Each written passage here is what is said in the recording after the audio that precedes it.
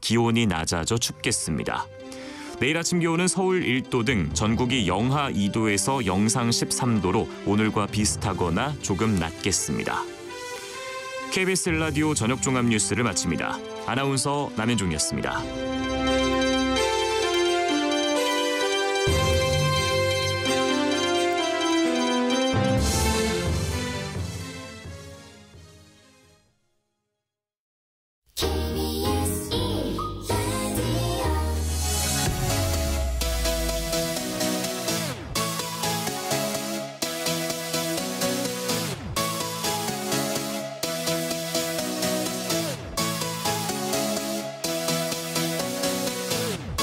KBS 열린 토론.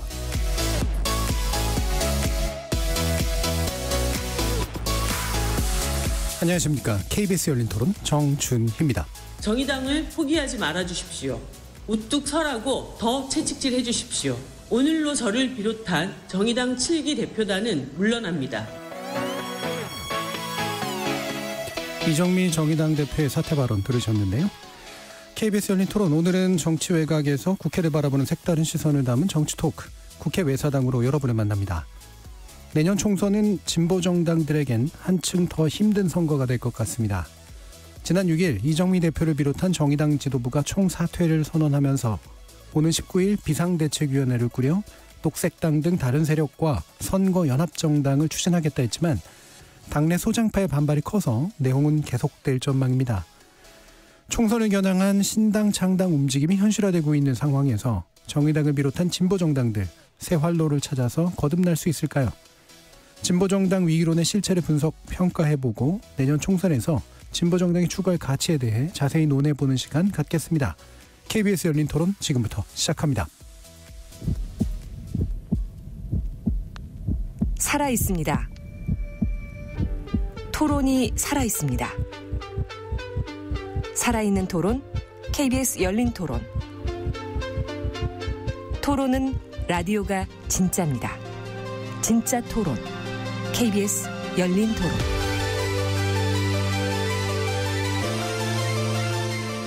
국회 외사당 함께해 주실 네 분 소개해드립니다. 김용호 변호사 나오셨습니다. 안녕하세요. 이동수 청년정치크루 대표 함께하셨습니다. 안녕하십니까. 장희로 시사인 기자 잘해주셨습니다. 네, 안녕하세요. 조기동 작가 나와주셨습니다. 네, 안녕하십니까. 문자로 참여하실 분은 샵 9730으로 의견 남겨주십시오. 단문은 50원, 장문은 100원의 정보 이용료가 붙습니다. KBS 모바일 콩과 유튜브를 통해서도 무료로 참여하실 수 있습니다. KBS 일라드의 모든 프로그램은 유튜브를 통해서도 함께하실 수 있습니다. 여러분의 많은 관심과 참여 부탁드리겠습니다. 자, 아까 이제 발언도 들었는데 정의당을 이제 포기하지 말아달라라는 그런 이정미 전 대표의 말이 있었죠. 물론 이 현상은 기존부터 좀 나타나고 있었습니다만 지난 총선 그리고 지난 대선을 거치면서 점점 추세가 뚜렷해지는 것 같습니다. 자, 이렇게 정의당을 필두로 한 여러 진보 정당들이 왜 과거에 비해서 국민들로부터 그다지 선택받지 못하고 있는가라는 측면, 먼저 이동수 대표님 의견 주실까요? 네, 저는 먼저 첫 번째로는 정의당을 비롯한 진보정당의 인기가 이제 좀 많이 예전만 못해진 데 있어서 일단은 정체성 정치의 실패가 좀 가장 크지 않았나 생각이 듭니다. 이게 정체성 정치가 나쁘다 뭐 이게 아니라 정체성 정치가 아무래도 소수자 이슈나 이런 것들을 좀 중심으로 할 수밖에 없는데 그러다 보니까 이런 이슈들이 당의 메인 이슈가 되면서 좀 이 진보정당이 타겟으로 하는 유권자층이 좀 많이 좁아진 부분들, 이게 또 수년간 지속되면서 진보정당 스스로 좀 시장을 좁혀온 측면들이 지금의 결과를 좀 낳은 게 아닌가 하는 생각이 들고요. 두 번째는 저는 정의당 같은 경우는 스타 정치인들의 뭐 이런저런 이유로 인한 퇴장, 이게 또 큰 영향을 끼쳤다고 생각을 합니다. 과거에 이제 정의당 인기 있을 때도 보면 전 거기도 약간 일종의 착시가 있다고 생각을 하는데요.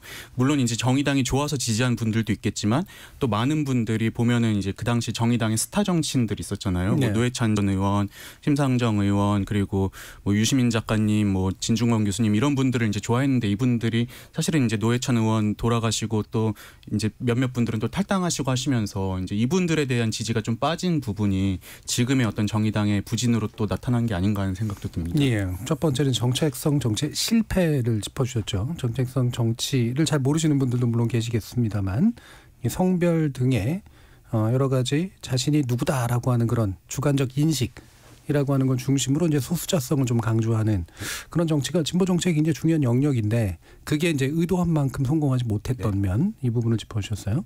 그리고 이제 과거의 스타 정치인들이 이제 또 퇴장했던 것 이런 게 중요한 요인이 아닐까 싶다. 자, 조기돈 작가님은. 네.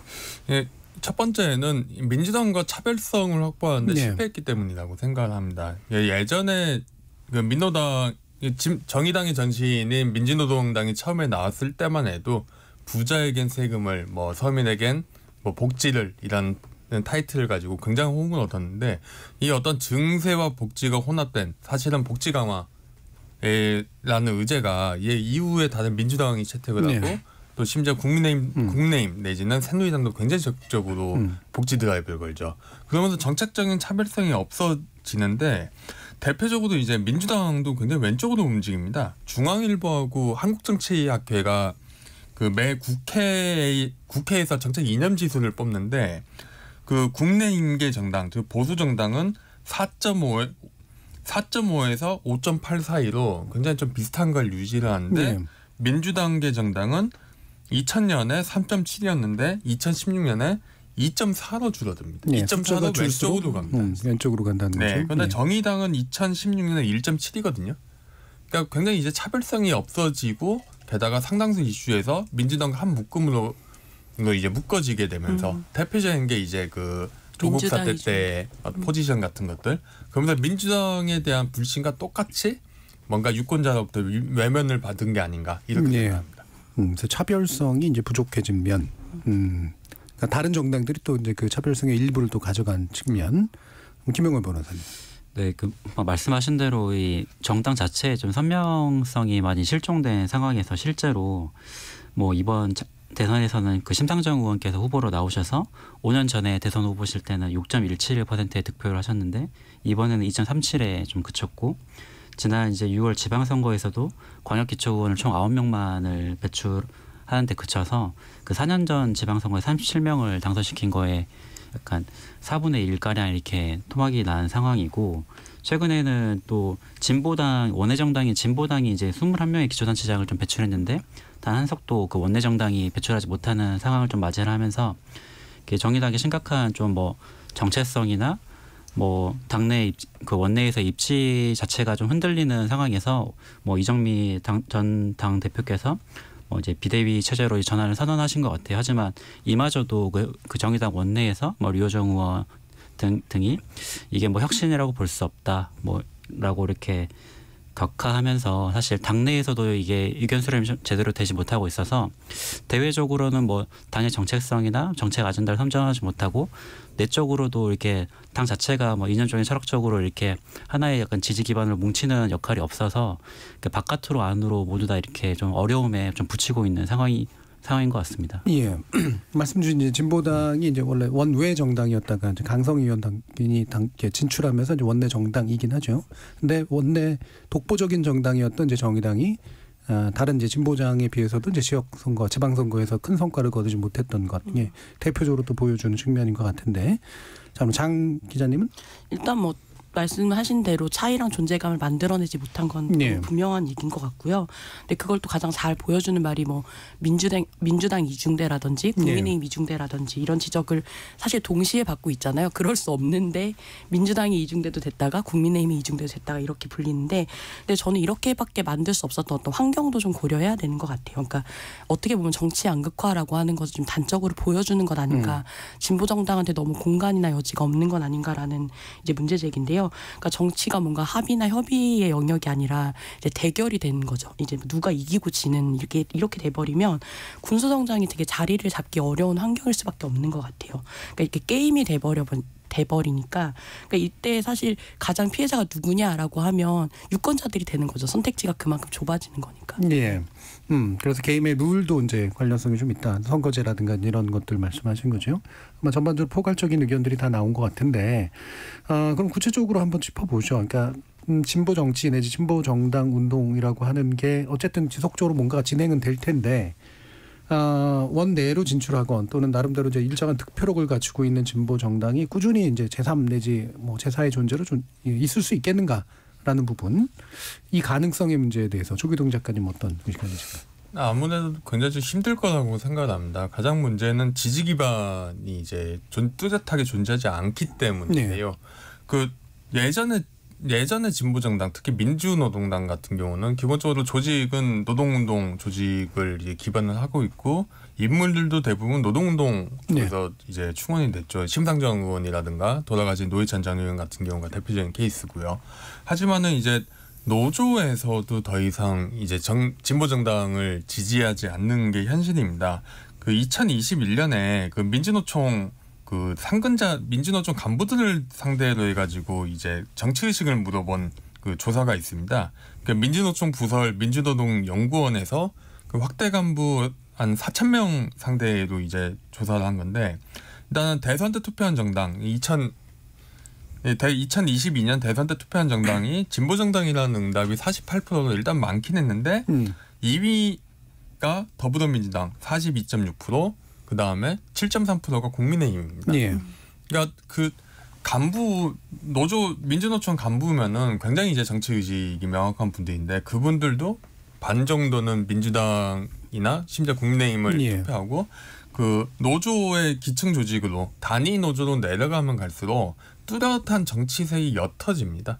왜냐하면 이제 노조가 기업별 노조 단위로 움직이기 때문에 대부분 이제 사업장에서의 어떤 노동 조건 개선, 이른바 그 임담투라고 하죠. 그 임투가 핵심이기 때문에 정치적인 슬로건을 이야기하지 않고 일단 그 노조가 기반이 안 되고요.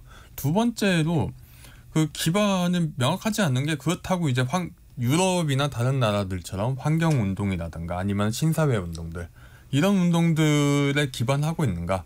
결국은 존재하지 않는 기반이 없죠. 왜냐하면 이 문제는 단순하게 정당이 무능해서라기보다는 어찌 보면은 한국에서 진보정당의 원동력이 되는 사회운동이라는 게 존재하는 거예요. 예. 결국 사회운동이 존재하지 않기 때문에 진보정당이 기반할 수 있는 어떤 기초, 인물, 조직, 자금, 이데올로기, 정책을 공급할 수 있는 어떤 지지 기반이 굉장히 약한 상황이 되었기 때문에 진보정당도 앞으로도 굉장히 좀 힘들지 않을까 생각합니다. 예.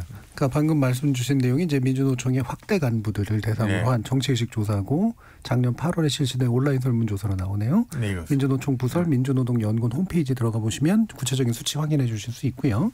그래서 기존의 일반 노동운동 등의 사회운동과 이것이 이제 조직화된 기층 조직들이 이제 있었던 상태가 아니게 됐기 때문에 그 조직이나 운동도 약화됐고 또 그 조직원들조차도 이제 진보동장의 정체성이 좀 떨어지는 그런 상태 어려울 것이다. 예, 장 기자님도 비슷하신가요? 네, 일단 뭐 내년 총선 같은 경우도 대선 연장전으로 치러질 가능성이 굉장히 높다라고 전망이 되잖아요. 그렇게 되면 새로 생기는 신당들도 뭐 국민의힘 계열, 친민주당 계열, 뭐 친국민의힘 이런 식으로 될 텐데 그렇게 되면서 정의당이 아무래도 좀 지금보다도 의석수가 줄지 않을까라는 예상이 되거든요. 근데 이거 자체가 정의당만의 자리가 줄어드는 게 아니라 사실은 진보정당 전반의 자리가 줄어드는 것 같아요. 그러니까 이 정의당이 없으면 다른 진보정당이 대체되는 것이 아니라 진보정당의 파이가 그만큼 줄어드는 거라고 봐야 될 것 같고, 그러니까 이게 결국은 어떤 군소정당의 생존력이라고 하는 게 지금 이 원내정당인 정의당의 어떤 생존력에 좀 연동되어 있다 이렇게 봐야 될 것 같은데요. 그렇게 보면 이제 뭐 기본소득당 용해인 의원을 또 많이들 이야기하시는데 거기도 일종의 좀 친민주당으로 분류를 해야 되는 거 아닌가라는 생각이 드는 게 지난번에 강서구청장 그 보궐선거 때도 같이 선거운동 그 연단에 서기도 했었거든요. 그러니까 이제 어쨌든 지금 같은 정치 환경 안에서는 뭔가 우리가 빅텐트라고 이야기하는데 안에 들어가지 않으면 사실은 당선되기가 되게 어렵고, 근데 어쨌든 권력을 잡아야 내가 원하는 것들을 보여주고 싶은 정치를 할 수 있는 거기 때문에 굉장히 좀 어려운 상황이 되지 않을까라는 생각이 들어요. 다른 어떤 진보 정당이든 어떤 제3의 정당으로 등장하기가 예전보다 더 어려운 토양이 되지 않았나. 네. 그래서 진보 정치 내지 진보 정당 고유의 파이가 줄어든 상태다. 이동수 대표님. 저는 그 진보 정당에서 이제 이런 표현은 좀 그렇지만 지도자급 인물이 과연 이제는 존재하는가 이 부분도 이제 앞으로 진보 정당이 처하게 될 난관이 될 것 같은데요. 뭐 민주노동당이나 민주노동당 같은 경우 보면 과거에 뭐 권영길 의원이라든지 아니면 뭐 심상정 노회찬 의원들을 중심으로 이제 또 성장을 하기도 했고 이분들은 실제로 노동운동 역사에서도 굉장히 중요한 비중을 차지하는 속된 말로 이제 거물급 인물이었잖아요. 이런 분들을 중심으로 이제 뭉쳐서 진보정당이 좀 앞으로 나아갈 수 있었는데 이분들 이후 세대가 그럼 과연 존재하는가 했을 때는 뭐 전혀 보이지 않는 상태인 것 같고 이제 2010년대 한 중반 이후로 보면 진보정당에서 이제 여성 리더들을 또 전면에 부각시키기 시작을 했잖아요. 뭐 대표적인 게 녹색당의 뭐 신지혜 전 위원장이라든지 아니면 정의당의 지금 뭐 류호정, 장혜영 의원 이런 분들인데 지금 이분들 같은 경우는 그 본래 본인의 당에서 이제 이탈했거나 이탈하려고 하고 있는 그런 상황이어서 이 진보정당의 좀 구심점이 될 수 있을 만한 리더들이 없는 상황이 이제 좀 지금 계속되고 있고 앞으로도 당분간은 좀 해소되기 어려운 문제인 것 같습니다. 네, 차세대 리더가 없다. 네, 김영호 변호사님. 네, 많은 문제점들 다 지적해 주셔서. 네, 제가 그 다음에 바로 제일 먼저 시킬 겁니다. 네. 그래서 뭐 예전 과거에 이제 그 노회찬의 정의당을 이제 향수를 많이 느끼시는 분들이 많은데 당시에는 뭐 양극화 문제나 뭐 불평등의 문제, 또 노동자 인권, 또 사회적 약자에 대한 배려 정책 등에 대해서 좀 분명하게 정의당의 색깔을 가져가면서 노회찬이라는 그 스타 정치인을 통해서 대중정당으로서 정당을 확장시키는 그런 면모에 많은 국민들께서 또 지지를 해주셨는데 지금 정의당에 이제 그 한 명의 지역구 의원과 4명이 5명 정도 비례대표 의원이 있으신데도 불구하고 정당이 계속해서 이제 비대위 체제로 넘어가고 이게 원내에서도 정치적 영향력이 쉽게 발휘를 하지 못하고 있는 상황이라서 이 상황에서 이게 원내 정당과 그 밖에 이제 원내에 있는 정당들을 모두 이렇게 교섭을 해서 뭐 나름대로의 진보 정당이 빅텐트를 꾸린다고 해서 거기에 대해서 국민들이 얼마나 좀 공감하실지 뭐 그쪽 의문이 좀 들어서 사실상 이제 제3의 약간 진보 정당을 추진한다는 거는 좀 현실성이 조금 많이 없는 부분이지 않을까 싶습니다. 예. 그래서 대부분 다 이제 부정적인 의견을 주셨는데 뭐 이유들이 이미 나왔습니다만 그 중에 그래도 이제 정치라고 하는 건 물론 정당이 역사가 오래면 이제 인물 영향을 상대적으로 덜 받지만 그래도 큰 정당도 결국 대선 후보의 영향을 받으니까요. 진보정당 역시 아무리 기층 조직들이 발달했다고 하더라도 그걸 상징화하는 인물들의 존재는 굉장히 중요한데 과거에는 뭐 이미 여러분들 얘기를 하셨어요. 노회찬 의원이나 심상정 의원이나 권영길 의원이나 또는 뭐 유시민 작가라든가 이런 분들까지 포함해서 이미 이제 기억나는 인물들은 이 몇 분들인데 지금 언급하신 인물들은 보면 그냥 현직 의원을 달고 있는 것 외에는 사실은 리더라고 이제 언급하기가 좀 어려우신 이제 그런 상태들이잖아요. 왜 그럴까? 네. 왜 과거에는 기억이 많이 났고 지금은 이제 기억이 잘 안 날까? 이 회기를 좀 더 해보도록 하죠. 예, 장 기자님 먼저 얘기해 주시겠어요?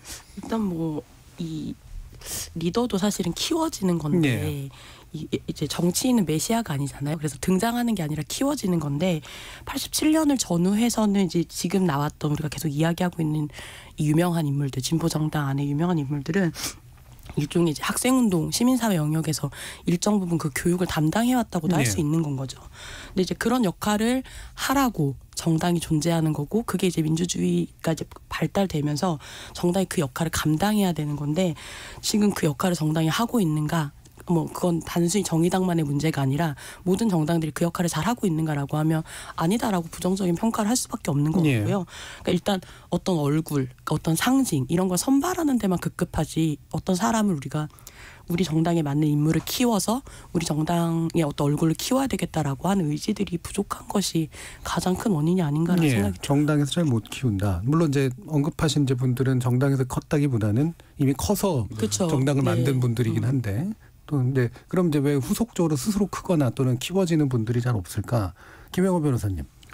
이게 그 20대 30대 초반은 이제 한참 이제 우리 청년들이 이제 사회생활을 이제 시작할 시기인데 이 지금 정치에 이렇게 참여를 하게 되면 거기에 이제 뭐 매몰되는 이제 기회비용이 굉장히 상당한 상황이잖아요. 그래서 뭐 사실 뭐 선거도 뭐 짠싸움이다 약간 이런 말이 있을 정도로 조직이나 뭐 캠프나 자신의 뭐 이렇게 뭐 식대비나 뭐 교통비를 이렇게 운영하는 비용 자체가 좀 만만치 않고 그렇게 하면서 이게 정치 참여하는 것 자체가 이공삼각에는 굉장히 큰 허들인데 이를 이제 정당이나 뭐 이렇게 뭐 국가의 이제 보조금 등을 활용해서 일부 좀 지원되는 측면도 있지만 사실 자신이 뭐 이렇게 좀 불확실한 이 정치계 자신의 약간 진로나 자신의 생활이 이렇게 좀 분명하게 이렇게 설계가 되어 있지 않은 상황에서 불확실한 정치에 좀 뛰어든다는 것 자체가 굉장히 좀 모험이라고도 볼 수 있고 뭐 그만큼 또 이게 정치에 들어가는 정치인을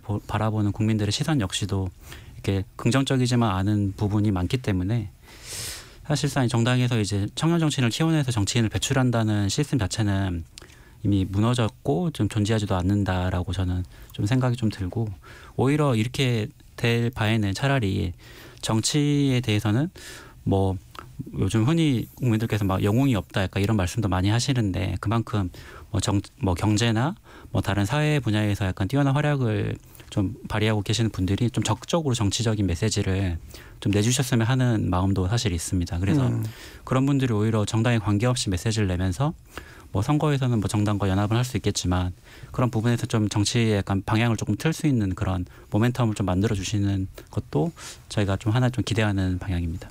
예.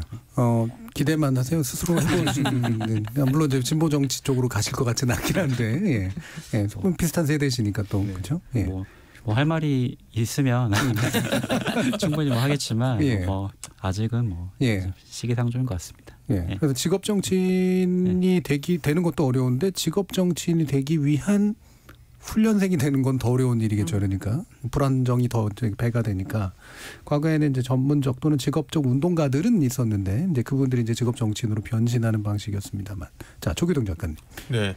결국은 정의당 내에서 어떤 조직을 못 만들어 정치인을 육성하는 어떤 과정 내지는 정의당만 아니고 진보정당과 다른 어떤 진보정당 안팎에 있는 다양한 조직들이 있지 않습니까? 가령 노동운동이라든가 사회운동 조직들 이런 커리어를 잘 밟으면서 성장할 수 있는 인물을 못 만드는 구조라고 생각을 합니다.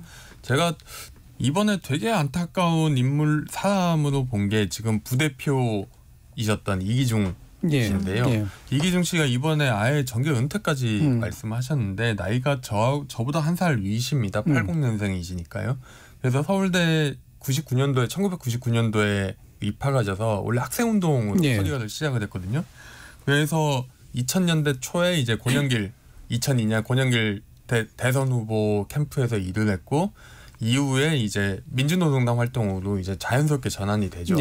그래서 아예 그 서울대가 있는 관악구에서 지역의회에서 활발히 활동을 합니다. 그래서 2010년부터 이제 관악구 의회에 출마를 하는데 점점 이제 굉장히 아깝게 낙선을 하다가 2018년에 당선이 돼요. 그것도 2인 선거구에서 2등으로 당선되는 그 유일한 인물이었거든요. 그랬는데 이 정도 인물이면 굉장히 성장 가능성이 충분히 있고 그 진보정당 안팎에서 보기 드문 인물이죠. 학생운동도 했고 정당운동도 했고 심지어 지역 기반도 탄탄하고 하지만은 더 이상 거기에서 커리어를 성장시킬 여지가 없습니다. 그리고 거기서 국회의원으로 픽업도 되기 힘들었고 그래서 결국 좌절을 하게 될 수밖에 없고 뭐 그런 인물들이 이기중 부대표 한 명뿐이지는 않았을 것 같거든요. 굉장히 많은 제2의 이기중, 제3의 이기중 같은 사람이 있었기 때문에 정의당에 지금 좀 왜 정의당에 인물이 없냐, 리더가 없냐 이런 이야기가 나오는 거라고 생각합니다. 그래서 이기중 대표 같은 경우에는 저희 모임에도 나왔었는데 토론에도 은퇴를 하셨다는 소식은 처음 들었네요. 지금 30, 40, 50대 그러니까 쉽지 않은 사실 40대에서 50대까지 이르는 굉장히 많은 정의당 쪽의 인력들이 있는데 이분들도 의원 진출 못했어요. 여러 가지 이유가 있었습니다만. 근데 그런 것 중에 또 하나도 이게 끼인 세대의 측면도 있는데 어쨌든 정의당 노력은 했어요. 청년 정의당도 만들고 그리고 청년 몫이나 여성 몫으로 해가지고 진출한 아까는 이름 나왔던 이제 그런 분들도 있는데 실질적으로는 성공은 못한 그 케이스 왜 그럴까 또 계속 얘기해 보겠습니다. 저는 일단 뭐 이제 청년들 선에서도 그렇고 대중적으로도 유명한 분들은 있지만 그분들이 이제 지지를 얻지 못하고 있는 부분이 또 지금 정의당의 위기 중에 하나라고 생각을 하는데요. 저는 이 정의당의 이제 주자로 나섰던 분들이 지지층의 어떤 확장성을 넓히는 데 실패한 측면이 또 있다고 생각을 합니다. 예를 들어서 이제 노회찬 전 의원 같은 경우에는 과거에 이제 뭐 6411번 버스 연설에서 유명했던 것처럼 뭐 청소하시는 분들이라든지 아니면 우리 주변에 이런 평범한 노동자들의 이슈를 많이 다루셨고 그게 이제 공감을 샀는데 근래에 이제 정의당에서 특히 이제 뭐 청년 쪽에서 활동하시는 정치인들 보면은 물론 이제 이게 중요하지 않다는 게 아니라 소수자의 권리 뭐 이런 것들을 되게 강조를 많이 하셨어요. 근데 물론 소수자의 권리를 다 존중해야 된다고 생각하고 중요하다고 여기고 있지만 당장 제 얘기가 아닌 사람들이 좀 많잖아요. 그래서 전 이런 분들의 어떤 공감을 사는데 좀 부족함이 있었기 때문에 좀 이렇게 정의당의 이 청년 주자들이 특히 이제 좀 성장하는데 한계가 있었던 게 아닌가 하는 생각이 됩니다. 예. 그래서 소수자 정치 내지 이제 아까 정체성 정치를 강조하는 거, 옹호하는 거 중요한데 그게 이제 보편적 소구를 하기는 굉장히 좀 어려워서 생긴 문제 아니겠느냐 이런 의견이신데 그 얘기를 좀 더 나눠보죠. 이게 평가의 방향에서 되게 중요할 테니까. 이게 오해일지 아니면 실질일지는 모르겠습니다만 이제 이른바 성별 등의 이제 근거를 둔 정체성 정치에 노동 정치가 외로 묻혔다. 그래서 지금의 정의당이 위기를 처했다. 이게 이제 한 가지 평가잖아요. 실제로 또 그렇다고 보시는지 장 기자님은? 일단 저는 이동수 대표 말에 동의하지 않는 거의 토론을 하면서 거의 처음 있는 일일 것 같은데요. 예. 그러니까 이제 이런 이야기들이 사실은 사회적 소수자 이슈를 굉장히 뭔가 이기적이고 특수적인 것처럼 보이게 만드는 말이라고 생각하고요. 근데 이게 어떤 소수자 정치 혹은 정체성 정치라고 했을 때 그게 단지 어떤 특정 정체성을 가진 집단을 인정해라 하고 하는 어떤 인정투쟁으로 우리가 흔히 쉽게 생각하는데 그냥 기본적인 권리를 실현해라 그리고 권력을 재분배하자 이런 이야기이기도 하거든요.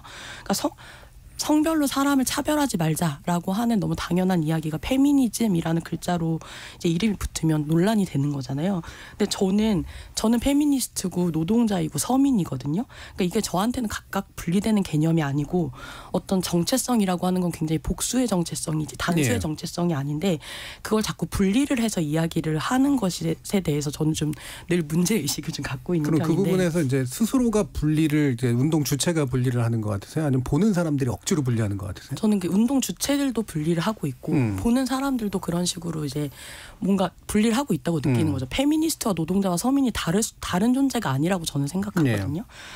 근데 이제 일종의 우리가 대의제라고 하는 거라는 게 저는 중립적일 수가 없다라고 생각해요. 그러니까 나라는 사람을 대표한다는 거, 우리라는 사람을 대표한다는 거는 중립적일 수가 없는 건데, 그러니까 어쨌든 제대로 대표된 적 없었던 집단의 어떤 전선을 긋는 걸 정체성 정치라고 하면 저는 이건 보다 좀 활발하게 이야기돼야 되는 정치라고 생각하고 그러니까 소수자로서 특별한 권리를 누리겠다 이게 아니라 소수자이기 때문에 누리지 못하는 어떤 보편적 권리의 원한에 우리를 포함시켜라라는 거고 보편을 확장하는 일은 사실 좋은 일인 거죠. 우리라는 그게 넓어지는 거니까. 근데 그런 측면에서 우리가 너무 소수자 정치나 정체성 정치를 오해하고 있는 것 아닌가. 그리고 그것이 정의당의 어떤 실패 이유처럼 이야기되기에는 정의당은 사실 또 그만한 어떤 정체성 정치를 제대로 해왔다라고 저는 판단하지 않거든요. 그래서 이게 이제 잘 분리는 해야 될 것 같아요. 이제 분리를 하면 안 된다는 얘기에 제가 반발하는 게 아니라 내용, 그러니까 정체성 정치의 내용이 옳으냐 그러냐 이 문제하고 그 정체성 정치가 제대로 이제 대중 정치를 했느냐 아니냐 요거 이제 분리를 해서 이제 얘기할 필요는 있을 것 같은데요. 자, 조기준 작가님. 저는 약간 이게 많이 그 정의당 내 그 정치 상황에서 그 부분만 부각이 된다고 생각을 하는데 대표적인 게 왜 그 결국은 이제 젊은 여성 의원들을 전면에 내세워서 정치를 하느냐는 거잖아요. 근데 이거는 정의당 내 그 굉장히 다른 정당에 저도 지금 이해를 못 하고 있는데 아직도 기묘한 어떤 그 비례대표 후보자 선출 방식에서 점수 시스템이 있었죠. 점수 시스템 하에서 결국은 이제 그 점수 시스템을 보완하기 위해서 뭔가 소수자 티오를 주고 앞번호에 배치를 합니다. 그렇게 되면은 그러니까 뒷번호에 있는 분들 상당수는 정의당을 이루는 각 계파들 이른바 그런 출신들이 되고 앞부분에는 전혀 의도치 않은 인물들 내지는 뭔가 각자 밀지 않는 인물들이 나오게 되죠. 그게 그 사실은 이제 류호정, 장영 의원 앞순번에 배치된 그 내막인 거고 두 번째로 이 사람들에 대한 페미니즘 정치만 한다는 이야기가 가장 극심하게 이야기됐을 때가 박원순 조문론 논란일 때입니다.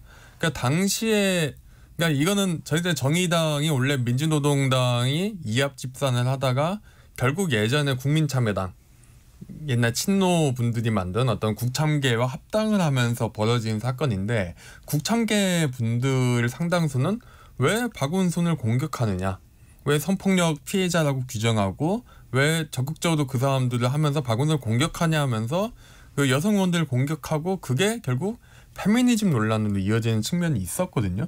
뭐 이런 식의 측면들이 과도하게 좀 부풀려진 게 아닌가 일단 싶고요. 다만 문제는 정의당이 결국 거기서 이제 문제가 시작되는 거는 정의당이 얼마나 조직의 난맥상이 있으면 내지는 다른 의제가 없으면은 그렇게 페미니즘 의제를 이야기할 수밖에 없는 젊은 여성 의원들이 그 지분의 3분의 1을 갖고 의원 지분에 몇 석 안 되는 비례대표에 그리고 거기서 이야기된 그 나머지 이슈들 특히 노동 이슈들이 왜 이렇게 쪼그라들었냐.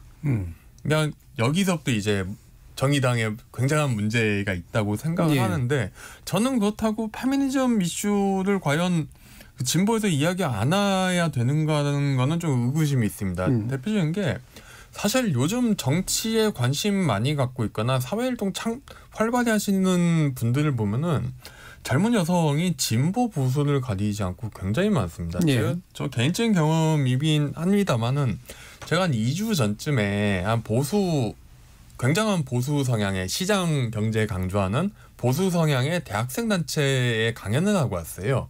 심지어 강연 장소가 자유기업원입니다. 근데 가서 놀랬던 게 여성 여학생들의 비율, 대학생 상대 강연인데 여학생의 비율이 3분의 2가 넘습니다.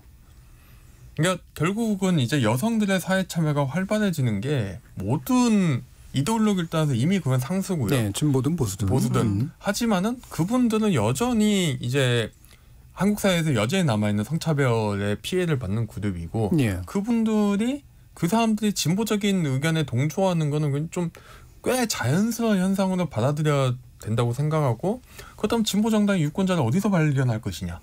결국은 젊은 여성들에게 발견할 수밖에 없다고 생각하거든요. 이 부분에 대해서 뭔가 그냥 단순하게 정체성 정치를 이야기하니까 뭐 정의당에 계속 그 40대 50대 남성들이 떨어져 나가는 거야. 이렇게 이야기하는 거는 너무 사태를 단순하게 바라보는 게 아닌가. 몇 가지 요건들이 이제 겹쳐서 나온 결과들이긴 한데, 그 뭐 사실은 10몇 석 될 줄 알았는데, 그게 제일 다양하게 다 진출할 수 있을 거라고 생각했는데 여러 이유상 그게 안 되면서 일부가 이제 그렇게 앞순위를 받은 분들이 됐고, 그러니까 그 일부가 정의당을 대표하는 것처럼 되면서 말씀처럼 이제 과대 대표된 듯한 그런 어떤 착시 이런 걸 불러일으켰다. 김영호 변호사님. 네, 조 작가님 말씀처럼 작년 20대 총선 당시에 21대 총선 당시 그 정의당의 비례대표 순번을 정하는데 굉장히 많은 잡음이 있었던 것 같아요. 그래서 당시에도 1번부터 5번까지가 모두 좀 여성으로 좀 공천이 되고 좀 기계적으로 청년 여성 가산점이 적용되다 보니까 그 모두 다 이제 여성으로 추천이 되었는데 그 과정에서 그 후보들 면면도 보면 뭐 상습 운전, 뭐 무연한 운전 전과가 있었던 차나 뭐 류호정 의원 같은 경우에는 뭐 대리게임 논란이라는 처음 접하는 그런 논란이 있는 만큼 전문성이 좀 약하다는 평가가 좀 지배적이었고 그래서 일부 심상정 현 의원의 그 팬클럽 회장분도 약간 그 비례대표의 순번에 이름을 올리는데 약간 사천 논란마저 많이 있어서 이 정의당의 21대 국회에서의 실패는 사실상 공천 당시부터 좀 예견되어 있었던 것이 아닌가라고 생각이 들고 사실 이 페미니즘이나 이렇게 젠더 갈등에 대한 문제는 이번 대선을 전후해서 좀 전 세계적으로 좀 활발했던 이슈였던 것 같아요. 그래서 뭐 미투 운동이나 뭐 이렇게 사회적 내에서 사실상의 약간 여성들이 약간 그 가정과 이렇게 양육을 도맡아 하면서 사회적으로 약간 좀 불이익을 좀 받는 부분들이 좀 문제가 되면서 그런 부분이 전 세계적으로 약간 진보 정치계에서 큰 화두가 되었는데 정의당이 이를 국민들에게 좀 전달하면서 페미니즘에 대한 설명을 제대로 하지 못하고 그 과정에서 일부 뭐 남성 혐오적인 커뮤니티의 활동을 한다는 그런 의혹마저 약간 받으면서 이게 페미니즘이 정의당을 통해서 국내에 좀 잘못 소개된 것 같다라는 저는 생각도 조금 드는 편입니다. 그래서 오히려 원내에 있던 유호정 의원이나 장영 의원 같은 경우에는 자기 뭐 페미니즘과 별로 관련이 없다라는 약간 이야기도 하고 당 내에서도 그 페미니즘 좀 강력하게 주장하는 그룹에서도 그게 딱히 지지를 하지 않는 그런 입장을 좀 보여주고 있어서 사실상 저도 사실 페미니즘이라는 게 좀 명확하게 개념이 정확하지가 않고 정의당에서 약간 말하는 페미니즘이 뭐 어떤 걸 얘기하는 건지가 좀 분명하지 않아서 대부분의 국민들도 전 세계적으로 이렇게 좀 불합리한 그런 부분 좀 있는 것 같은데 도대체 너희가 주장하는 그 페미니즘의 이념 자체가 뭐야? 그래서 뭘 하자는 거야? 그러니까 이런 분명한 아젠다나 메시지 자체가 없었고 그걸 또 국민들에게 설명하지 못했다라고 저는 생각이 듭니다. 예, 사실 뭐 이 부분은 이제 그 단지 페미니즘 이슈가 아니라 페미니즘으로 프레임화된 이제 그 소수자 정치 내지 이제 젠더 이슈인 셈인데 그게 이제 언제나 늘 논의에 그 저기 올려지는 상태가 좀 불안해서 이 논의를 길게 하고 막 이게 깊게 하기가 좀 어려운 면들이 좀 있죠. 근데 중요한 건 이런 몇 가지 시각들 속에서 이제 정의당을 바라보고 있거나 또는 오해하고 있다라고 또 평가하고 있거나 이런 것들이 나오고 있다라고 일단 좀 정리를 하면 될 것 같고요. 요걸 연결해서 일부 마무리하기 전에 짧게라도 결국에는 이제 사실은 그 뭐 젊은 사람이 진보는 아니지만 새로운 차세대 리더를 이제 만들어내려면 그리고 새로운 기반을 만들어내려면 젊은 층의 분위기와 함께 이제 뭔가 같이 가야 되는 그런 게 있는데 이게 젊은 층의 분위기 자체가 바뀌어서냐 아니면 젊은 층을 제대로 조직화하고 받아안지 못해서 생기는 문제냐 이 부분을 한 번 정도씩 한 의견을 좀 들어보면 좋을 것 같아요. 먼저 김영호 변호사님. 네, 그래서 뭐 최근에 뭐 2030 세대가 좀 보수화되었다라는 그런 평가도 이렇게 있었는데 사실 제 생각에는 2030 세대가 보수화된 게 아니라 그 2030 세대가 진보 진영에 좀 실망했다라는 그런 표현이 정확한 것 같아요. 그래서 뭐 이렇게 뭐 부동산 정책에 대한 반복적인 좀 실패로 기본적인 의식주를 해결할 수 없는 상황을 좀 맞닥뜨리고 그 이재명의 좀 방탄 국회를 좀 보면서 권력을 사유화하는 경험을 좀 하면서 더 이상 좀 진보 진영이 약간 도덕성이나 뭐 정책적으로 유능하지 못한 면을 보면서 사실상 등을 돌리는 게 저는 사실 이해도 되는 편입니다. 그래서 그동안 이제 민주당이나 진보 진영에서도 그동안의 좀 실정을 좀 인정하고 이를 좀 개선해 나가는 모습에서 그 2030 역시도 다시 한번 진보 정당을 좀 지지할 수 있을 텐데 사실은 여전히 뭐 지금 여러 뭐 사법적인 문제들이 있지만 이를 모두 이제 야당 탄압이라는 정치적 프레임으로 이 사법적 리스크 자체를 정치화 시켜버리는 문제에 대해서는 2030 그 유권자들은 이러한 정치적 프레임으로 사법적 리스크를 해결하려고 하는 모습 자체를 좀 공정과 상식이라고 볼 수 있을지 좀 의문입니다. 예, 그 부분은 이제 사실 민주당 얘기하고 좀 겹쳐서 이제 하신 부분도 있는 것 같아요. 예, 정의당이 물론 태도가 이제 어땠느냐에 대해서는 또 평가가 다를 수가 있겠습니다만, 예, 장희로 기자님. 네, 일단 뭐 저는 2030 세대 자체가 이제 특정 정당의 뭐 충성도가 낮다라고 이제 분류되는 유권자이기 때문에 어느 정치권이든 보수이든 진보이든 이들과 이제 어쨌든 관계를 풀려는 노력을 하는 거라고 생각하는데 뭔가 이제 좀 보수화됐다라고 진단하는 거는 또 이제 각자 다른 렌즈를 가지고 보면 또 어떻게 다르게 보이는 것 같아요. 근데 어떤 특정 세대를 보수화됐다 혹은 진보적이다 이렇게 좀 나눌 수 있는지는 잘 모르겠고요. 어쨌든 사회에 막 진입하기 시작한 세대이고 그들이 각자가 또 경험하고 있는 사회 경제적 문제나 불평등 같은 것들이 있기 때문에 이런 것들은 다 어느 보수든 진보든 다 정치에 관여하고 개입해서 해결해야 될 일인 것 같습니다. 이동수 대표님. 저는 그 진보 진영, 진보 정당들의 전통적인 지지 기반과 또 청년들의 어떤 이해관계가 충돌되는 부분들이 있거든요. 전 대표적인 게 노동 문제인 것 같아요. 예를 들어서 뭐 민주노총이 이제 전통적으로 진보 진영에 되게 든든한 어떤 우군 역할을 해왔는데 노동조합들 보면 뭐 대체로 이제 좀 대기업이라든지 아니면 대규모 사업장의 정규직 중심으로 이제 짜여져 있었고, 근데 반대로 지금 2030 같은 경우는 뭐 일단 비정규직 비중도 상당하고 또 노동 형태도 뭐 프리랜서라든지 아니면 뭐 플랫폼 노동자라든지 되게 다양하잖아요.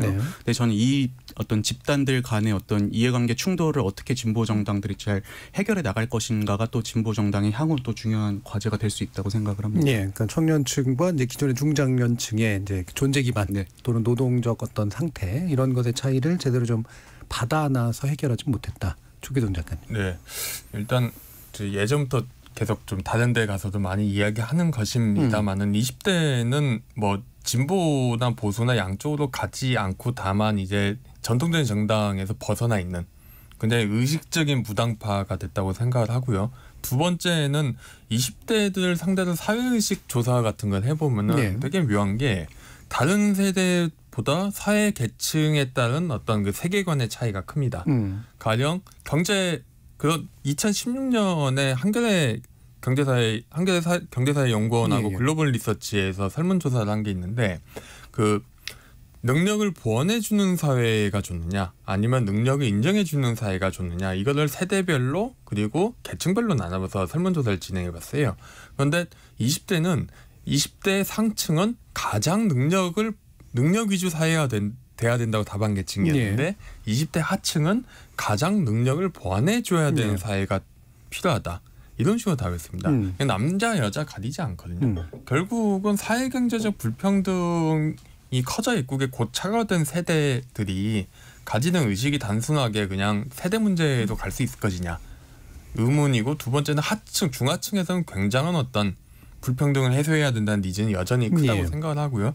실제로 보면은 그 민주당 세월고침위원회라고 민주당 2022년 6월 지방선거에서 패배한 다음에 왜 우리가 졌을까 해서 유권자 조사를 한 그 위원회가 있습니다. 거기서 보고서를 내는데 이 보고서에 유권자를 6개 집단으로 나눕니다. 그 중에서 한 3개는 전통적인 유권자 분류, 민주당계, 보수계, 중도계.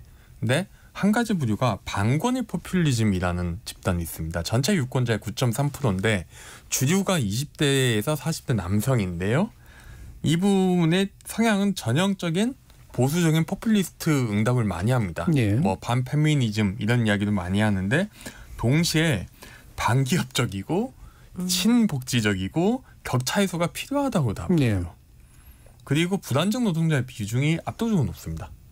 그러니까 뭔가 저희가 전통적인 이념의 지형 내지는 어떤 페미니즘 반대냐 찬성이냐 이걸 포착할 수 없는 지형에 있는 게 그 청년들이 처한 현실이라고 생각을 하고요. 오히려 문제는 지금의 정치 세력이 그런 변화한 유권자의 니즈나 정치적 욕구 이런 것을 잘 부응하는 정책이나 이념을 제시하고 있는가, 대안을 제시하고 있는가, 이 부분에서 좀 진보 정당이 지금 제대로 못하고 있는 게 지금의 위기를 불러오지 않았나 싶습니다. 이동수 대표님의 이제 연장에서 또 이해될 수 있는 그런 말이기도 하네요. 청년층의 존재 기반이나 의식의 형태들은 굉장히 다양해졌고 양극화됐는데 그거를 제대로 반응하거나 묶어낼 수 있는 진보 정책이 없었던 것. 물론 이건 보수 정책도 사실 없는 문제도 있기도 한 것 같은데 그 부분을 지적해 주셨습니다. 자, 그래서 일부를 통해서 정의당으로 상징되는 우리나라 진보 정치가 이제 왜 최근 급격한 하락세와 대중적 지지를 잃어가는 현상들이 나타날까? 그리고 왜 청년층과 괴리되기 시작했을까? 이 문제를 중심으로 좀 살펴봤는데요. 이어지는 2부에서 이후 총선 그나마라도 어떻게 하는 것이 좀 더 나은 지형들을 만드는 데 도움이 될까 나눠보도록 하겠습니다. 마무리하면서 청취자 여러분들이 보내주신 문자 들어보고 가죠. 정의진 문자캐스터. 네, 지금까지 청취자 여러분이 보내주신 문자를 소개합니다. 유튜브에서 위머스원님.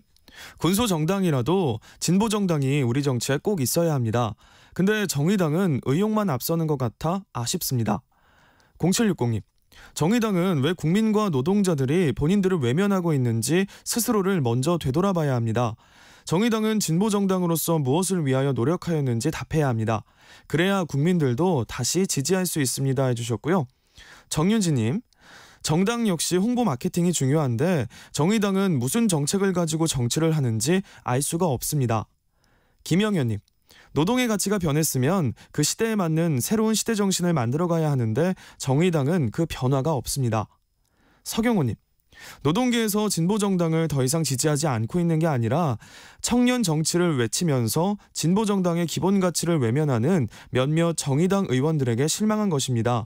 정의당 자체 문제를 진보정당 전체로 확대시키면서 논의하는 것에는 반대합니다 라고 보내주셨네요. 네, KBS 열린토론 이 시간은 영상으로도 생중계하고 있습니다. 유튜브에 들어가셔서 KBS 일라디오 또는 KBS 열린토론을 검색하시면 지금 바로 토론하는 모습 보실 수 있습니다. 방송을 듣고 계신 여러분이 시민 논객입니다. 계속해서 청취자 여러분들의 날카로운 시선과 의견 보내주세요. 지금까지 문자캐스터 정의진이었습니다. 단 1-20%의 가능성도 저는 있다고 보기 때문에 그거는 국민들도 다 알 수밖에 없는 문제이기 때문에 논리와 논리가 부딪히고 삶에서 좀 기댈 곳, 기댈 사람 이런 것들이 좀 필요한 것 같아요. 뭔가 우리가 좀 치유가 돼야 될 것 같아요. 느슨해져야 되고. 이성과 감정이 만나는 곳. KBS 열린토론. 평일 저녁 7시 20분 정준이와 함께합니다. KBS 열린 토론 목요일 코너 정치외사당 2부 조규동 작가, 장희로 시사인 기자, 이동수 청년정치크루 대표 그리고 김용우 변호사 이렇게 네 분과 함께하고 있는데요. 원래 1부에서 좀 얘기하려다가 이제 2부로 좀 민 내용이 왜냐하면 2부의 내용이 주로 이제 정의당 어떻게 할 건가 뭐 이런 쪽에 좀 가까이 가 있어서 그 전에 좀 그래도 좀 크게 짚어봐야 될 것 중에 하나가 전략적 투표 성향이라고 하는 걸 텐데요. 이제 과거에는 어쨌든 이제 민주당이 이제 일반 중간 언저리, 그러니까 민주당에서 약간 진보 쪽에 있는 분들이 사실은 기존의 진보 정당과 인적 또는 가치적 교류가 꽤 있었던 네트워크가 있기 때문에 그래서 그걸 찍어주시는 분들도 그래서 걸쳐서 찍는 경우들이 굉장히 많았죠. 특히나 흔히 말해서 이제 지역구에서 민주당 뽑고 비례는 이제 진보 뽑아준다. 그리고 그게 이제 민노당의 이제 상당한 의석수를 확보하게 되는 과거에 도움이 되는 형식이었는데 이게 확실히 좀 아니게 됐잖아요. 지난 총선부터는 확실히 아주 아니게 된 것 같고 앞으로는 더 아니게 될 것 같은 선거제 변화도 물론 있겠습니다만 이 부분에 대한 의견들을 좀 여쭤보죠. 이동수 대표님. 저는 이제 그게 정의당을 비롯한 진보 정당에서는 항상 얘기 나오는 게 뭐 선거제도 탓 많이 하잖아요. 뭐 양당제를 강화하는 선거제도 때문에 진보 정당들이 손해를 보고 있다. 네. 물론 그 부분에 있어서는 저도 동감을 합니다. 근데 과연 그 문제만 있었을까 했을 때 전 아니라고 생각하는 게요. 과거에는 뭐 지역구 민주당 찍고 비례 뭐 정의당 찍었다. 저도 사실 그랬었고 뭐 제 주변에도 많이 있었어요. 근데 네. 요즘에 그분들 말씀하시는 거 들어보면 자기는 절대 정의당 이제 볼 일 없었다고 막 이렇게 말씀하시는 분들도 있거든요. 근데 이제 한국갤럽에서 2018년도부터 정당들의 이제 호감도 조사를 하는데 제가 예. 복잡하니까 수치까지는 말씀 안 드리고 그 2018년도에 보면은 정의당의 이 비호감도가 대체로 한 40%대 언저리로 왔다 갔다 했었는데 그게 요즘엔 60%를 상회하는 정도로 계속 매주 나오고 있거든요. 저는 이 정의당에서 이제 막 선거제도를 물론 바꾸기 위한 노력을 하는 것도 중요하지만 그 이전에 왜 이렇게 국민들에게 이 진보 진영의 어떤 비호감도가 높아졌는지에 대해서 제대로 진단을 해보고 좀 어떤 처방을 내리는 노력을 하는 게 먼저이지 않나라는 좀 생각이 들었습니다. 예, 선거제도 한계는 있지만 선거제도만의 문제는 아니다. 예, 조규동 작가님. 예, 일단 지역구에서 투표를 안 나오는 거는 뭐 빅텐트에 대한 전략적 투표도 있지만은 기본적으로 진보 정당이 지역구 경쟁력이 떨어지기 때문이라고 생각합니다. 뭐 이거는 이제 인물 경쟁력도 되지만은 이제 조직의 문제도 되고 그러니까 결국 유권자 입장에서는 내가 저당을 찍어서 저당 의원에게 내가 얻을 게 뭔가 뭐 전략적으로 뭐 누구 그러니까 보수 후보를 떨어뜨려야 된다는 생각보다도 결국 그건 경쟁력에 대한 의문이 크다고 생각하고요. 두 번째는 정의당 내지는 진보정당의 지역 조직이 계속 해체되어 왔습니다. 민주노동당 초창기에 보면은 그 관악구나 마포구 같이 굉장히 좀 그 지역위원회 세가 센 곳에서는 활동가도 많이 있고 지역에서 활동 예전부터 하시던 분이 거기서 계속 활동을 하시던 거였거든요. 그런데 민주노동당이 분당되고 뭐 통합진보당 나오고 거기 다시 쪼개지고 결국 정의당은 이합집산되는 과정에서 예전에 활동하시던 분들이 더 이상 지역위로 안 돌아가요. 그러면 지역위가 사실상 기능하지 못합니다.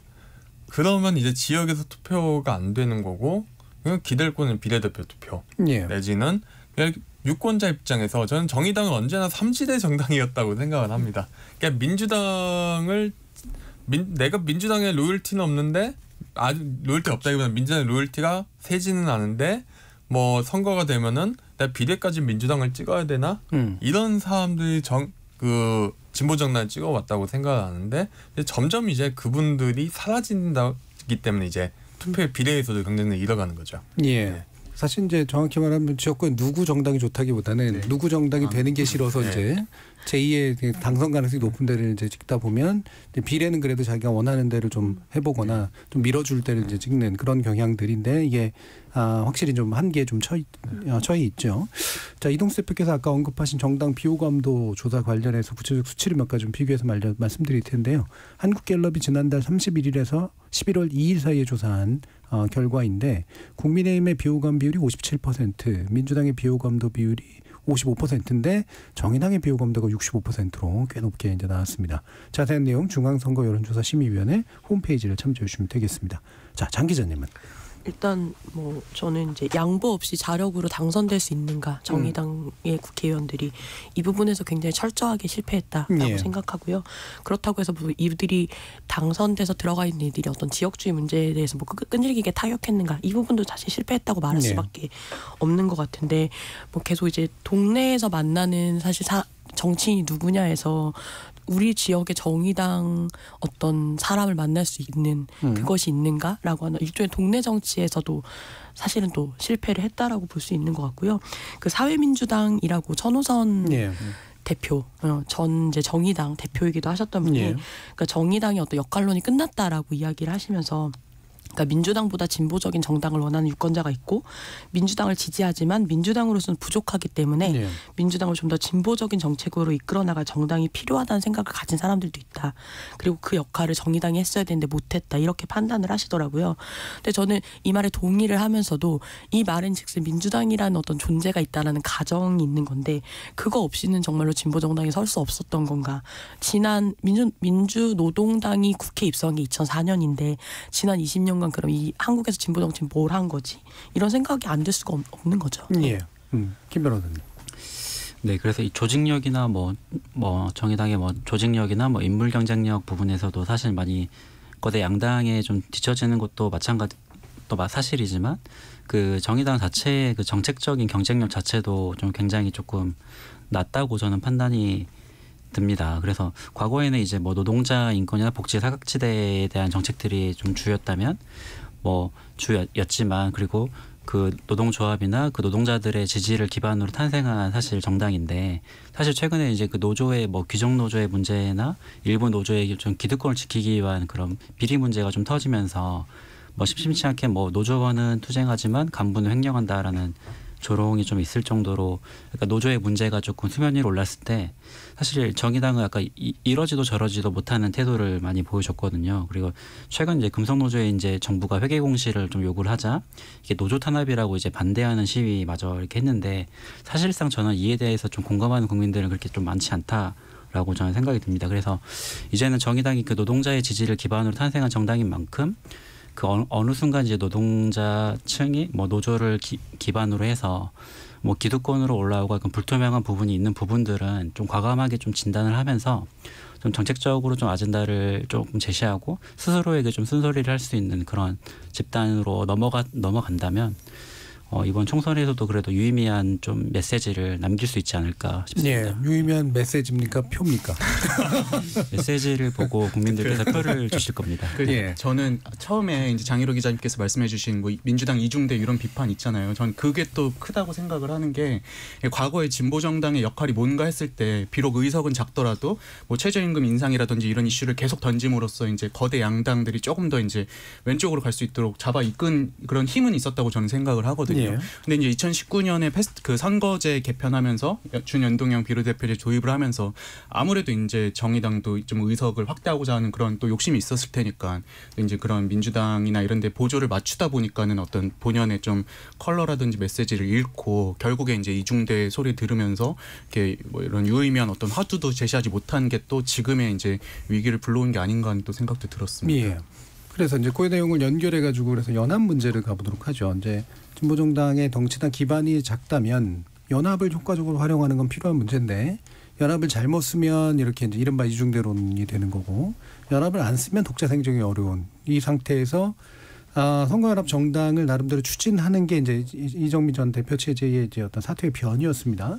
그 내용은 이제 자신이 플랫폼이 돼서 아무래도 이제 내심은 비례 쪽에서 녹색당과 함께 최대한 이제 진보 정치의 몫을 키워가지고 나눠 갖는 그런 방식으로 하겠다. 그리고 그 전당이 계속 유지된다면 더 좋고 그렇지 않더라도 계속 연합 정치, 진보 정치 연합을 만들어 나가겠다. 이게 이제 아마 핵심인 것 같은데 여기에 대해서 지금 현 의원들의 반발이 외려 되게 세단 말이에요.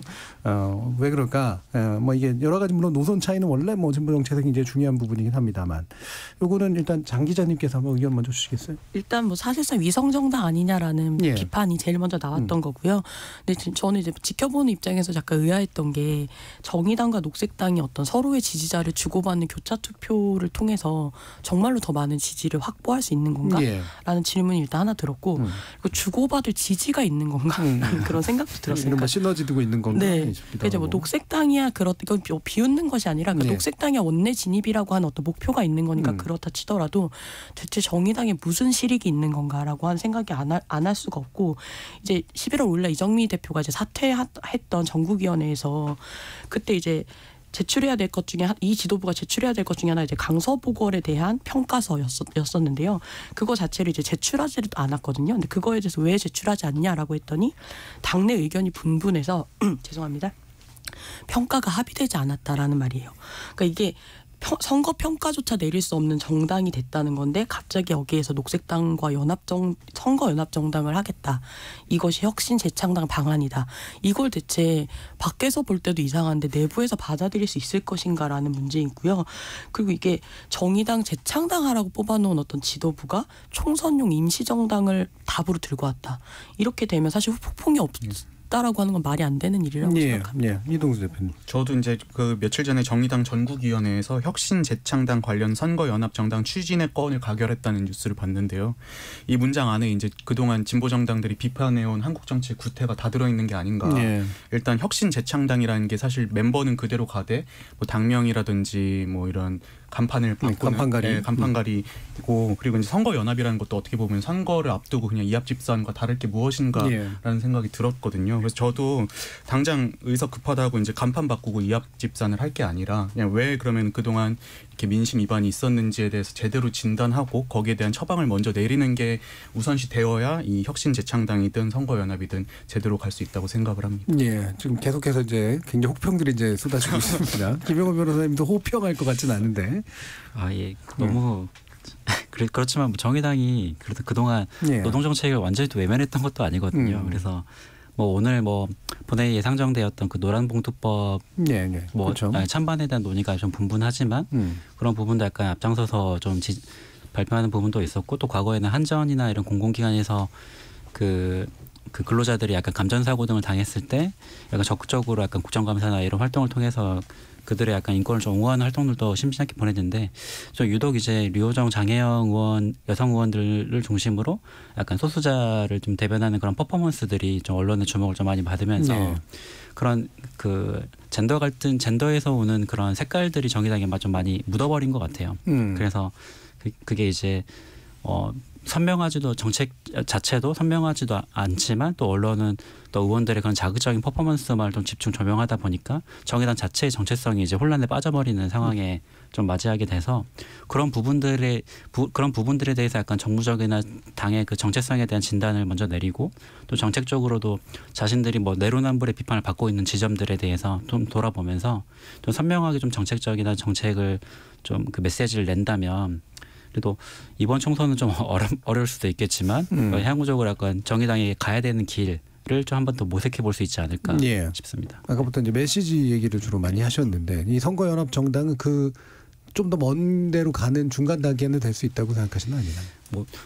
저는 뭐 당내에서 그 정의당 내에서도 비판은 많이 있지만 이런 시도라도 해보지 않는 것이 더 문제라고 생각되고 오히려 이렇게 약간 뭐 흔히 말하는 뭐 지지고 볶는 과정에서 또 훌륭한 또 제3의 대안이 또 나타날 수 있는 거니까요. 그 또 정치 또 아무도 모르는 거니까 또 이렇게 훌륭한 또 정당으로 다시 재탄생할 수 있는 기회로 잘 만들어갔으면 좋겠습니다. 그냥 조용히 죽느냐 아니면 뭐라도 시도하면서 이제 뭐라도 시도하는 게 그래도. 조기동 작가님. 재창당 방안이 가장 문제는 지금 뭐 장 기자님이나 이 대표님이 말씀하신 것처럼 사실 정의당의 문제는 이제 지지 기반이 완전히 와해됐다는 데 있는데 이 지지 기반이 와해된 문제는 어떻게 바꿀 것인가 여기에 대한 고민은 거의 없고 그러니까 단적으로 사실 이 압축을 해보면 녹색당에서 한 10명 정도 입당해서 비례대표 1번을 받고 녹색당에 의석을 준다는 것밖에 없거든요. 사실은. 뭐 당연히 지금 정의당에 문제가 있다고 생각해서 이탈을 할까 말까 고민하는 정파들은 뭐 저 당하고 더 이상 같이 갈 수 없다는 판단을 내릴 수밖에 없죠. 왜냐하면 아무것도 하지 않겠다는 이야기니까. 특히 이게 정의당의 헤게모니를 쥐고 있는 주도권을 쥐고 있는 그 정파들은 나는 그냥 이대로 가면은 비례대표 어느 정도 한 서너 석을 확보할 거니까 이대로 가겠어. 이런 포지션이면 결국 그냥 정의당이 쪼개지는 거는 뭐 녹색당하고만 손잡 쪼개겠다고 발표하는 순간 예정돼 있는 결과라고 생각을 합니다. 예. 쪼개지는 폭 정도는 만약에 그럼 어느 정도일 거라고 생각하세요? 지금 나가겠다고 선언한 사람은 다 나가겠죠. 예. 왜냐하면은 그 너무나 명답이라서. 왜냐하면 그 사람들은 여기 남아 있더라도 뭐 의석은 한 석도 못 받는다는 의미이기 때문에 나갈 수밖에 없습니다. 예. 근데 지금 얘기하시는 분들이 이제 끌고 나갈 수 있는 또는 데리고 나갈 수 있는 어떤 세가 이제 얼마나 되느냐도 되게 중요하긴 할 텐데. 자, 그러면 이제 그 요 얘기를 더 하기보다는 요 얘기로 이제 넘어가면 좋을 것 같은데. 이게 이제 어쨌든 선거 제도의 변화를 보면 국민의힘 쪽은 병립형으로 이제 복귀를 주장하고 있고, 민주당은 이제 뭔가 보완을 주장하고 있는데 보완에 동의를 안 해줄 것 같으니 어정쩡하게 이제 기존 제도가 유지가 될 가능성이 되게 좀 높아 보이죠. 그렇다면 준연동형이라고 하는 그런 제도가 일단 유지는 될 테고, 위성정당을 거대 양당이 만들 거냐 안 만들 거냐. 아마도 국민의힘은 만들 것 같고 민주당은 어정쩡할 것 같고 이 부분에 있어서도 그 사이 어디에선가 이제 나름대로 진보 정당 내지 소수 정당들이 진출할 만한 구석이 이제 생겨날 가능성이 높은데, 그래서 여러 가지 이제 다양한 정당들이 아마 출연할 것 같습니다. 이미 있는 정당들도 있고요. 그리고 그들끼리 합정 연행도 염두에 두고 있는 경우들도 있고, 요런 현상은 그냥 제도의 후과 정도로 봐야 될지, 아니면 그래도 여전히 존재하는 나름대로 이제 소수의 목소리를 가지고 뭔가 이렇게 원내로 나가고자 하는 끊임없는 어떤 열망, 그게 또 진보 정치하고 연관된 열망으로 해석해야 될지 의견을 좀 들어봤으면 좋겠네요. 조기동 작가님. 예. 그래서 저는 연동형 비례대표의 가장 대표적인 정당은 이게 조정훈 의원의 시대전환이라고 생각을 하는데요. 예. 정말 그 연동형 비례를 받기 위해서 정당 하나 만드셨고, 그래서 이리 갔다가 저리 갔다가 어느 날은 이제 기본소득 주장하시다가 결국은 국민의힘으로 가셨죠. 이런 식의 정당이 계속될 수밖에 없는 구조라고 생각을 합니다. 왜냐하면은 누구하고 같이 할 거냐. 결국 이거는 공천권하고 똑같거든요. 그러니까 거대 정당들이 저 군소 정당의 공천권을 쥐고 있기 때문에 군소 정당 입장에서는 나는 당신들의 그 동맹군이 되겠어요. 라는 선언을 해야만 받아들여지겠죠. 굉장한 기묘한 그 결과가 나올 거라고 생각하고, 두 번째는 그래서 이제 들어오신 분들이 비례위성정당으로 연합정당으로 들어오신 분들이 국회에서 뭘 했냐. 상당수는 그 민주당의 꼼수를 위해서 동원이 됩니다. 특정 그 위원회 배치가 된다든가 아니면은 뭔가 민주당이 아닌데 민주당이 필요한 역할을 하시죠. 사실은 뭐 그렇기 때문에 그분들에 대한 평가가 딱히 좋지 않다고 생각하거든요. 막상 가장 대표적인 게 기본소득당 이야기를 하면은 기본소득당이 기본소득에 대해서 뭔가 아젠다 하나 4년 동안 한 게 없지 않습니까? 그렇다면 민주당이 받아들여질 것 같지도 않고, 하다못해 어디 지자체 선거 같은데 특정 지자체가 기본소득 비슷한 제도를 도입하는데 뭔가 기본소득당의 그런 지원을 받거나 아니면은 뭔가 연합을 해서 뭔가 해보겠다, 이런 실험도 없고 뭐 이런 상황이 계속될 거라고 생각을 합니다. 그래서 저는 이게 결국은 정치 불신이나 진보 정당에 대한 불신 내지는 양당 외 제3정당에 대한 불신을 계속 키우지 않을까, 이렇게 생각하고 있습니다. 그래서 결코 낙관적이지 않은 그런 전망들을 해주셨어요, 이동수 대표님. 네, 저도 이제 조 작가님이랑 비슷한 의견인데요. 저는 이제 지금 이 준연동형 비례대표제가 변수가 너무 많아져서 예컨대 시대전환 같은 당이 나올 수도 있고, 또 지금 이제 이걸 막겠다고 발의된 법안들의 내용을 보면 뭐 합당 시에 보조금을 깎자 뭐 이런 것도 있는데, 뭐 아닌 말로 그냥 합당을 안 한 채로 사실상의 이제 이중대 역할을 하면서 갈 수도 있는 거잖아요, 비례정당이. 그래서 저는 좀 현실적으로 이제 준연동형 비례대표제가 좀 의미가 많이 퇴색돼서 차라리 이럴 거면 과거에 그냥 병립형으로 가는 게 낫지 않나라는 생각도 들고요. 저는 이 한국 정치의 문제는 뭐 양당제냐 다당제냐의 문제가 아니라 좀 정치 양극화가 더 심한 문제라고 생각을 합니다. 그래서 좀 이 양당 체제라도 좀 극단적인 쪽으로 가는 걸 막고 좀 보통 사람들, 평범한 사람들의 민의를 좀 수렴하도록 이렇게 노력을 하는 게 중요하지, 우리가 막 다당제로 막 여러 당을 탄생시키는 게 꼭 해답은 아니다라고 저는 생각을 합니다. 그러니까 양당제가 서로 만나는 면을 넓히는 게 차라리 현재로서는 더 현실적이다. 김 변호사님. 네, 뭐 소수 정당들이 약간 원내에 많이 진출해서 약간 그 정당이 좀 다양성을 좀 보여주는 것도 굉장히 좀 민주주의에서 중요한 부분인데, 이번 저번 21대 총선 당시에 그 총선 룰 자체가 지금 준연동형 비례대표제, 병립형 비례대표제 이게 굉장히 좀 어렵잖아요. 그래서 이 준연동형 비례대표제 자체가 그 정당의 득표율만큼 뭐 지역구 의석을 얻지 못하니까 투표의 그 비례성이 훼손된다라는 취지로 이를 좀 보완하기 위해서 도입한 제도이지만 이 준연동형 비례제를 계산할 때 이 전체 정당 득표율의 전체 의석수를 곱하고 거기서 이제 지역구 의석수의 50%를 차감하는 방식이라서 지역구 의원이 많이 당선될수록 비례대표 의원이 좀 줄어들 수 있는 그런 구조를 가지고 있어서 그런 부분을 좀 피하기 위해서 정당에서는 거대 양당에서는 위성정당을 만들어 지역구는 A당 뽑으시고 비례대표는 A-당을 뽑으세요. 이렇게 해서 지역구 의원을 줄이지 않고 비례대표 의원까지 늘리는 꼼수를 활용해서 이 준연동형 비례제 취지 자체를 훼손해 버렸죠. 그래서 지난 이제 8월 29일에 국회 정개특위에서 한국정치학회, 한국공법학회 회원 489명을 대상으로 선거제도 개편 방향을 좀 문의하면서 국회의원 선거제도 개편과 관련된 전문가 설문조사 결과를 좀 발표했는데요.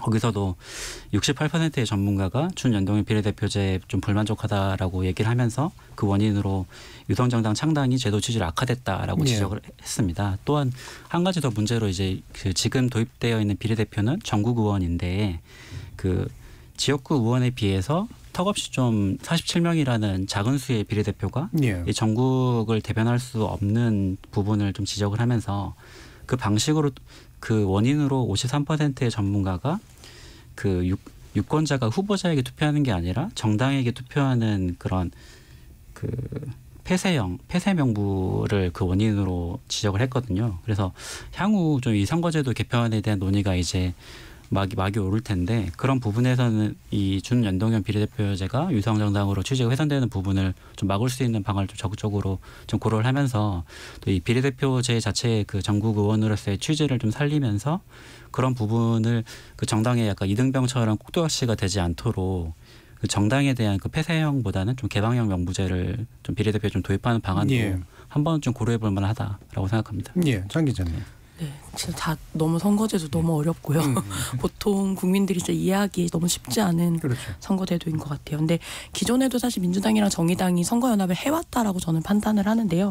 그러니까 일단 뭐 심상정면 지역구에 민주당이 뭐 후보를 안 낸다거나 아니면 약한 후보로 공천하거나 하는 방식인데 아마 이번 총선에서는 그것이 정의당이 아니라 다른 어떤 세력이 되겠다라는 말로 저는 이해가 되는데 그러니까 뭐 이를테면 지금 반윤이라고 하는 어떤 그런 노선으로 민주당 지지자들한테 굉장히 호감도가 높은 기본소득당 용해인 의원이 속한 이제 여기가 약간 좀 어떤 정의당의 자리를 대체하는 방식으로 좀 어떤 개편이 되지 않을까라는 생각이 드는데, 그러니까 뭐 이제 그런 이야기들 한 적 있죠. 이제 이른바 정의당 범정의당 내에 있는 이제 정치를 하고자 하시는 분들을 만나면, 그러니까 이게 진보 정치에 대한 열망이 국민들한테 없는 게 아니고 필요하다라고 생각하는 분들이 많이 있으니, 그렇다면 그냥 이제 이른바 우리가 흔히 빅텐트라고 하는 이제 민주당 안으로 들어가서 진보 정치 블록을 차라리 형성해서 어쨌든 권력을 잡아야 내가 하고 싶은 걸 할 수 있는 거니까 이렇게 하면 어떠냐, 뭐 이런 이야기들을 이제 뭐 저 말고도 많은 사람들이 하죠. 근데 이렇게 얘기하니까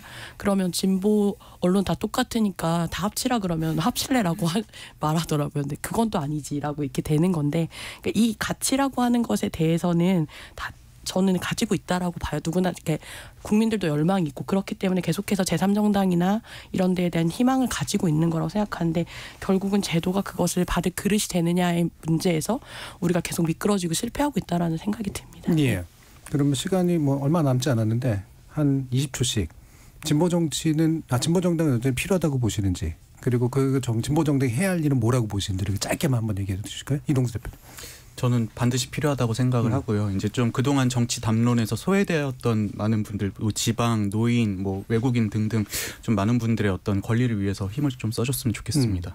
조기동 작가님은? 네, 전 진보 정당이야말로 아주 전통적인 제3세력이라고 생각을 하고, 결국 진보 정당이 성장을 해야 뭔가 양당이 갖고 있는 일종의 적대적 공생 관계를 상당 부분 완화시킬 수 있다고 생각합니다. 장희로 기자님은? 네, 정치에서 배제된 사람이 많을수록 민주주의는 제대로 작동하기 어렵죠. 그런 측면에서 진보 정치가 꼭 필요하다고 생각하는데, 그 어느 편이 돼줄까가 지금 잘 보이지 않는 게 너무 답답한 상황인 것 같습니다. 예, 편이 되어주는 줄 수 있는 정치를 해라. 예. 네, 뭐 사회적 약자에 대한 정책들을 많이 발표해 주시면서 좀 약간 양극화되어 있는 우리 사회에 약간 통합을 좀 주도해 나가는 정당으로 거듭났으면 합니다. 예. 통합을 하려면 통합적인 메시지를 내야 된다겠죠. 아까. 그렇죠. 알겠습니다. 그렇게 큰 역할을 굉장히 큰 역할들을 지금 주문하셨습니다. 예. 자, KBS 열린 토론 국회의사당은 이것으로 모두 마무리하겠습니다. 오늘 함께해 주신 네 분, 김영호 변호사, 이동수 청년정치크루 대표, 장희로 시사인 기자, 그리고 조규동 작가 모두 수고하셨습니다. 감사합니다. 네, 고맙습니다. 감사합니다.